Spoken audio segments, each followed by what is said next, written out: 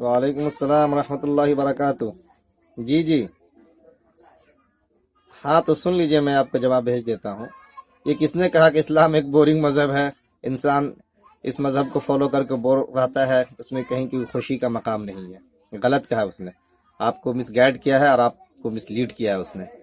آپ سب سے پہلے اس بات کو دھیان میں رکھیں، زندگی میں خوشی کے مواقع کتنے آتے ہیں؟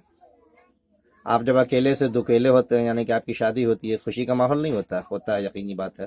تو کیا اسلام نے آپ کو ولیمہ کرنے کے لیے نہیں کہا؟ کیا آپ شادی کے بعد جب بچے دار ہوتے ہیں، آپ کے گھر بچہ آتا ہے، خوشی کے نوید لے کر کے آتا ہے، تو آپ کو بیٹا ہونے پہ کہا گیا 2 بکرے سے آپ باضابطہ جو ہے اپنی خوشیوں کا اظہار کیجیے، اسے عقیقہ کہا گیا۔ بیٹی آئے تو کم سے کم 1 بکرا ہی صحیح، اس سے آپ خوشی کا اظہار کیجیے۔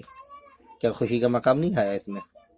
آپ کی زندگی میں ریگولر باضابطہ ہر سال 2 عید آپ کو منانے کے لیے کہا گیا، کیا اس میں خوشی نہیں ہوتی یا ماتم مناتے ہیں آپ؟ اسی طریقے سے آپ کو ہر موقع پہ آپ سے کہا جاتا ہے کہ آپ ملے جلے، خوش اخلاقی سے ملے، سلام کلام رکھیں، اور اسی میں اسلامی تہذیب اور اسلامی کلچر کا ایک حصہ رہا باضابطہ تحفے تحائف کا لینا دینا، بانٹنا، تحابو ہمارے نبی کریم صلی اللہ علیہ وسلم کا ارشاد ہے کہ ہدیے آپس میں لیا دیا کرو، محبتیں بڑھتی ہیں۔ ہدیے کیا لوگ ماتم میں جا کے دیتے ہیں یا کسی نہ کسی خوشی کے موقع ہی پہ دیے جاتے ہیں؟ ہاں، تو کہنے والے نے غلط کہا، آپ کو غلط مس گائیڈ کیا ہے۔ آپ برائے کرم اپنے ذہن کو صاف کر لیں۔ آپ کو جو کچھ بھی دیا جاتا ہے وہ خواہ آپ کو مذہب دے، آپ کو زندگی دے، آپ ان دونوں کو کمپیئر کر کے دیکھ لیجئے کہ کن موقع پہ خوشی کے لمحات میں آپ کو زیادہ اطمینان اور تسلی ہوتی ہے۔